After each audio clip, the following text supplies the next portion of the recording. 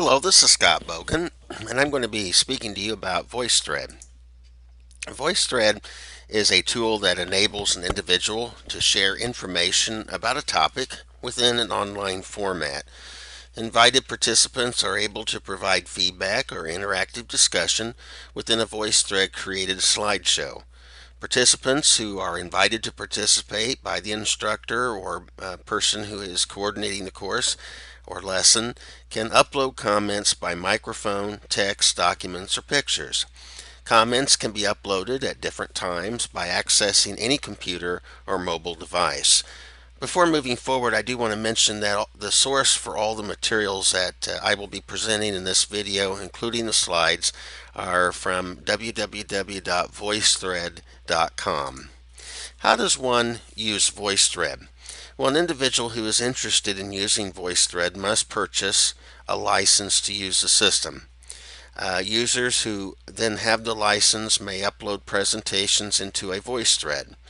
The VoiceThread is then generated or converted into a slideshow.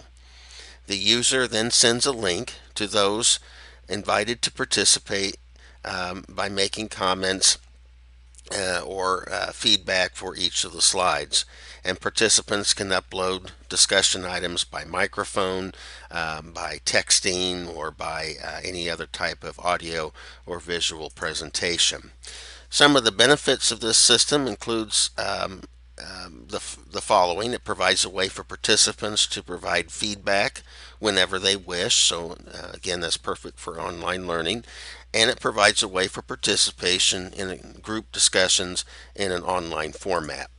Some of the drawbacks include the cost, which may be somewhat excessive for some teachers if their school corporation is not willing to provide coverage for the cost or funding as well. And this could be true for higher ed as well, or for business. For example, a K-12 teacher would pay $15 a month or $79 a year for a license that would enable the teacher to have 50 participants, and of course most teachers may have more than 50 students, and if they go beyond 50 then it's $2 for each additional participant, so it can be somewhat costly. And as is true with many other online discussions, the discussions can seem a little bit choppy or disconnected at times, but I don't think that that's enough to warrant not using it or giving it a chance. Some of the educational uses include topic presentations, either by the teacher, instructor, or by the students, project work, debates, and reports. And in terms of pedagogical use, it works well for a variety of approaches. For example, it works well for an inquiry-based approach because it does allow for group collaboration and discussion and research and sharing of research with fellow participants. It would also work well for those that allow for students to teach in order to learn what they are to be learning by teaching it. For example, a student could teach a lesson using this system and not only teach the material to others, but also learn about the material as he or she is teaching it and receiving feedback from others. So in conclusion, VoiceThread is a tool that can provide excellent online learning opportunities through group and individual interaction and discussion. Now this is just a short summary of it, but what I'd like to do now is visit their webpage at www.voicethread.com and show you an example of a voice thread that was converted into a slideshow in which others provided feedback and discussion after hearing the presentation by the instructor.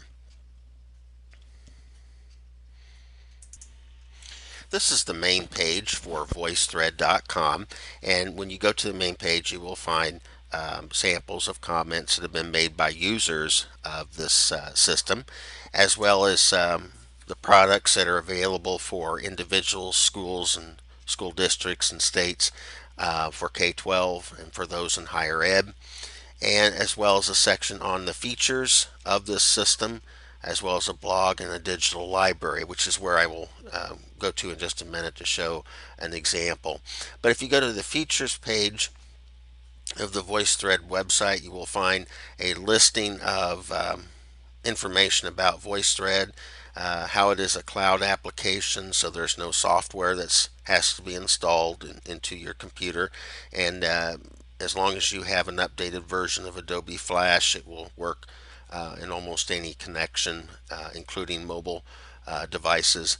How you can integrate it in a variety of learning settings, how it can be accessed by a variety of individuals in a variety of ways. And I might add it does include closed captioning for audio and video files, which is very important for us to consider, as well as information on analytics, the custom homepage, the security of the system, and a section for higher education where there are several webinars that have been presented on how to use VoiceThread in a variety of pedagogical settings in higher ed. At this time, I'd like to show you an example of a VoiceThread within the digital library. And obviously, there's not time for me to go through all of these examples, but I encourage you to go back and take a look at each of them, or some of them based on the level of development that you're interested in, whether that's P12 or higher ed. I'm going to click on the higher ed from Della Curtis example. And when you do that, you'll find a listing of a description of the lesson and how this VoiceThread was used within the lesson. And if you'll notice, there are slides that were developed by this VoiceThread. And when you go to each of the slides, there will be a short presentation by the instructor. But again, each one doesn't necessarily have to be introduced by the instructor. This could also be a student-generated lesson. And then others who in the course who have provided feedback or comments about the slide, whether by texting or by voice message and so forth. So again, it's an excellent tool for allowing interaction between the instructor and others in the course in an online setting, as well as a way not only to present the information, but to also create an archive of the information. So unlike live classroom traditional settings where discussions happen but are sometimes forgotten, this is provides an excellent way to go back and hear what others have said about a particular topic in the past. So as I said earlier, I think this is an excellent way for students to teach other students, which is one of the partnering pedagogies that we discussed in the course, because you could use this to teach a lesson to others and First, allow I found for, VoiceThread as in this challenging. case, interaction from others. So I encourage you to visit www.voicethread.com and review the materials, and perhaps consider using it in a future setting. Thank you.